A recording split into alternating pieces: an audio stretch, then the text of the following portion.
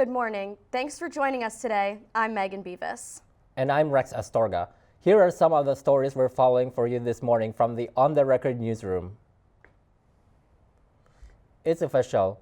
Mark Carney is set to be sworn in as Canada's 24th Prime Minister this Friday, ending Justin Trudeau's 9-year tenure. Governor General Simon will preside over the swearing-in ceremony at Rideau Hall, including Carney's 15 to 20 cabinet members at 11 Eastern Time. Once sworn in, Carney will face immediate challenges, including a trade war with the United States under President Trump. Carney could call an early election before Parliament resumes on March 24th. Local taxi services and a Canadian rideshare app are urging Toronto City Council to ban Uber and Lyft from Torontonians' phones. The call to ban the American rideshare apps comes after Toronto City Council introduced a Buy Canada campaign in light of President Donald Trump's threatened tariffs. Taxi companies like Beck, Co-op Cabs, and Hover argued that they want to see domestic cab companies be prioritized and can handle Toronto's ride-hailing needs. The cab companies also argued that U.S. companies send profits abroad and inflate prices. Uber Canada responded by saying it contributes to the local economy and employs thousands of Canadians. The city says it's reviewing options to support local services amid ongoing trade tensions with the U.S. In the back-and-forth trade war battle, Canada's 25% tariffs on nearly $30 billion worth of American goods took effect at midnight. The tariffs imposed are part of the response to steel and aluminum tariffs that Trump has imposed on Canada on Wednesday. The counter-tariffs will apply to American imports including steel, computers, and sports equipment. Trump had originally threatened to double tariffs on Canada. This was in response to Ontario Premier Doug Ford announcing a price raise on Ontario-generated electricity purchased by the U.S. But the measure has been dropped after Ford withdrew the electricity surcharge. More on tariffs now. We continue to watch the latest developments as it evolves on a daily basis. Joining us today is Gabriela Silva-Ponte, who's been tracking everything you need to know. Gabriela? Yeah, thanks, Megan. Considering just how much is going on at the moment with the tariff war, our reporters are certainly keeping an eye on Canada and U.S. relations today. For starters, yesterday, our steel and aluminum imports were officially tacked with the 25% tariffs the U.S. president had been promising. But this on-again, off-again concern has certainly been having its impact on the industry for some time now. Hamilton, Ontario has some of the major steel producers in our country, and it's such a hot spot for this industry that the Prime Minister-designate, Mark Carney, actually spent some time there yesterday. Regardless, some steelworkers and business owners have been speaking out about how much of an impact this could have. But within Canada, that's not the only concern. The TSX has been dropping points consistently over the past few days. The Dow has also fallen, and the Canadian dollar yesterday traded up for the first time this week. Doug Ford has continued to appear across American media outlets, pointing to retaliatory tariffs as a solution. And again, like you just heard, yesterday, the Canadian government announced it would be implementing countermeasures on nearly $30 billion worth of American products. But this tariff ordeal has gone as far as Europe. The EU announcing yesterday it would be implementing tariffs on exports to the U.S. Beef, poultry, bourbon, motorcycles, peanut butter, and jeans are among the items discussed. This after Ireland's Prime Minister visited the White House. This also comes after the U.S. Secretary of State Marco Rubio said the annexation of Canada and the possibility of the U.S. gaining a 51st state would not be on the agenda for the G7 summit. That's all we have for you right now on tariffs, but I'm sure there will be more to come. Thanks, Gabriela. And now some news on bike lanes from this week. Cycling advocates in Toronto are calling for a court injunction over bike lane removals in the city. These advocates are trying to delay the removal of bike lanes in the city after Premier Ford passed the Reducing Gridlock, Saving You Time Act in November of 2024. Cycle Toronto has stated that the bill infringes on charter rights and should be thrown out of court. The Ford government has been quiet on the matter since trade disputes fell on the nation earlier this year. Fear is present in the cycling community as their arguments won't be heard until April 16th, and the removal of bike lanes could happen before then. Skywatchers, get ready. The total lunar eclipse is set to dominate the night skies tonight. It will begin 3 minutes before midnight and reach totality at 2:26 a.m. lasting about an hour and 5 minutes. During a total lunar eclipse, the Earth's shadow will completely obscure the moon, turning the moon a glowing red, also known as the blood moon.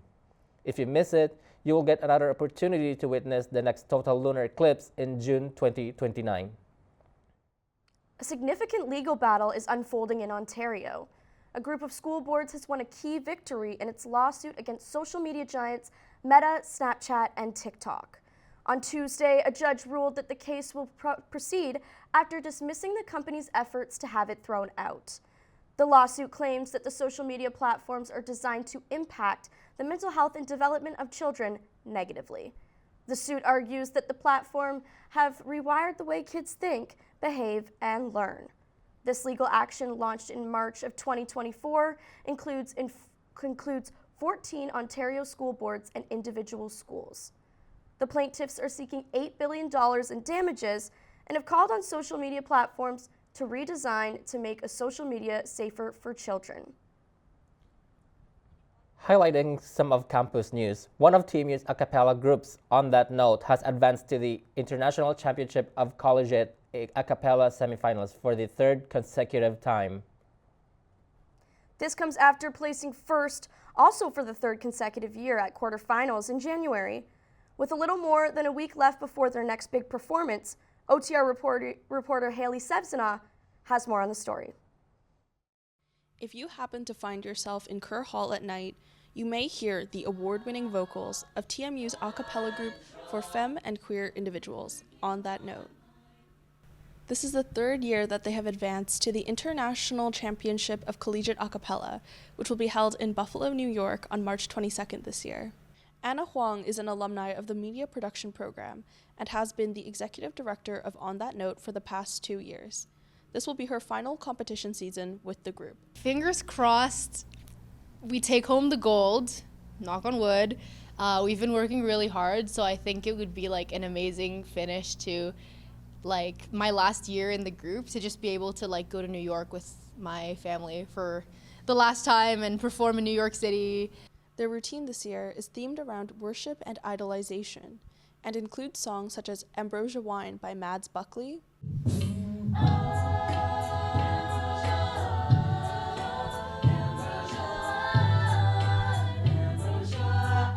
You Keep Me Crawling by Aurora,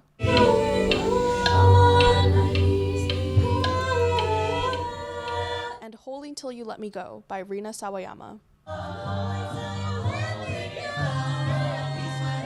Each routine also includes dance and movement, choreographed by members like Karina Bianchini, a fourth-year professional communications student and Juno Award nominee. Yeah, so we actually took a look at the video that we have from quarterfinals, and we made a ton of notes. Then we went into the following rehearsal after we watched the video and did like a lot of nitpicking of those little things that need to be corrected. And we're just really like rehearsing over and over and over of those things that we changed a little bit. And yeah, we're going to continue to do so until the semifinals. The group's music director is Justin Rosas, an alumni of the Early Childhood Studies program.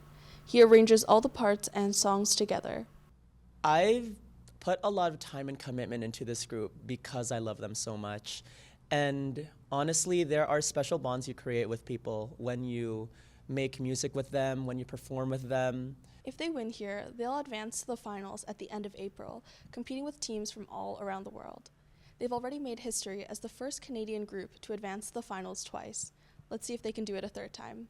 For On the Record News, I'm Haley Sengsavanh. Turning over to sports, Toronto continues to celebrate their achievements this week. We'll go to OTR sports reporter Sidra Khan for more highlights. Hi, I'm Sidra Khan reporting from the OTR Sports Desk, and here are the latest sports updates this week. Toronto Metropolitan University Bold men's hockey team defeated the University of Toronto Varsity Blues 2-1 Sunday night, securing their spot in the Queen's Cup final and the U Cup National Tournament. After their tough loss on March 5th, the Bold fought hard to claim victory and advance to the Ontario University Athletics West Division. Varsity Blues came strong in the first half of the first period, limiting the Bold's chances of victory. But during the second half of the first period, Bold took control. This was deemed one of the most pivotal games in the series as the Varsity Blues were predicted to win. Going into the third period, the Varsity Blues planned to take as many shots at the net in hopes of scoring a goal, but Bolts goaltender Kai Edmonds stopped all 26 of the 27 shots attempted during the game. Following this victory, the Bold will host the Concordia Stingers on March 15th in the OUA Queen's Cup Final. Puck drop is scheduled for 6:15 p.m. Now moving on to the NBA, AJ Lawson of the Toronto Raptors is having a great start to his NBA career. Lawson, who had just started his NBA career last Friday, has his first career-high 32 points this past Monday during their game against the Washington Wizards. Lawson, who is originally from Brampton, Ontario, was one of the 4 Raptors to earn a double-double that night with the win of 119-104. Due to the injuries to Toronto's rotation, Lawson has an increased playing time this week, and fans won't be surprised to see him collecting more points on the court. The Raptors will host the Philadelphia 76ers on Wednesday this week, and then are set to face the Utah Jazz on March 14th. And lastly, stepping away from basketball, the Toronto Maple Leafs are still trying to negotiate a contract for Mitchell Marner as trade talks continue. NHL commentators and experts say this trade could have a huge impact on free agency. However, The Athletic reported that it is not the Toronto Maple Leafs, but Marner who is stalling contract and trade talks. Experts speculate that there could be a few reasons why Marner is not interested in trade talks as of right now. The first reason could be due to a previous trade when Mikko Rantanen got traded to the Dallas Stars instead of the Maple Leafs because Marner didn't waive his no-trade clause. The second reason could be the fact that he is from Markham, Ontario, which is less than 20 minutes away from downtown Toronto. The Leafs are his hometown team, and playing for them alongside Austin Matthews is no small achievement. So there are a few things delaying trade talks, but Marner is still yet to come to a trade agreement. And that's all for now on the sports front. Now back to you in the studio. A lot has gone down in the entertainment world this week, from AI to taking away awards. With more on that, here's Vanessa Tiberio. Thank you, Megan and Rex. Welcome to this week's Entertainment Roundup.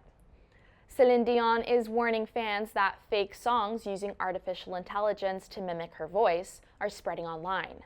The Quebecois singer's representatives took to Instagram on Saturday, saying the AI-generated music claims to include Dion's performances, name, and likeness.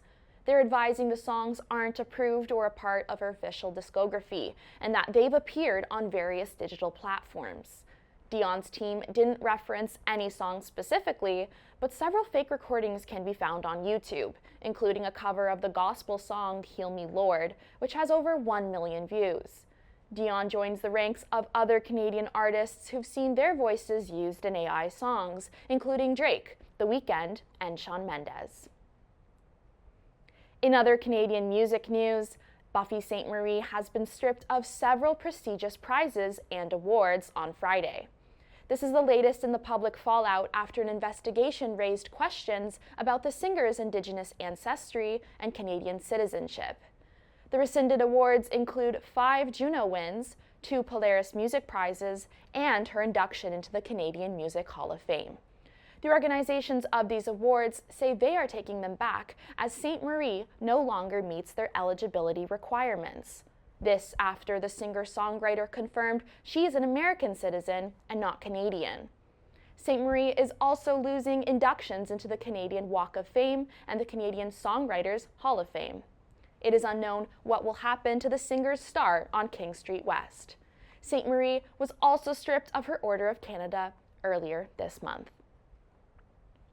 Calling all ballet lovers, Swan Lake has made its official return to Toronto, bringing Canadian pride along with it. The National Ballet of Canada kicked off its 2-week Toronto residency on Saturday to a sold-out crowd at the Four Seasons Centre for the Performing Arts. The revival of the late 19th century Russian classic surprised the audience with its orchestral performance of O Canada before the first song of the show. This is among the latest bouts of Canadian patriotism as the country responds to tariff threats from the United States. The National Ballet has confirmed that O Canada will kick off the start of every Swan Lake performance. The company will put on a total of 17 sold-out performances until March 22nd. And that's all for entertainment this week. Back to you in the studio, Megan and Rex.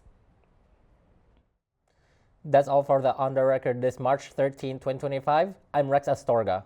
And I'm Megan Beavis. Join us for the On the Record next week as we run out the latest stories from the OTR newsroom. For the latest 24/7, visit ontherecordnews.ca. On behalf of Gabby and the entire On the Record team, thanks for watching. Have a great day.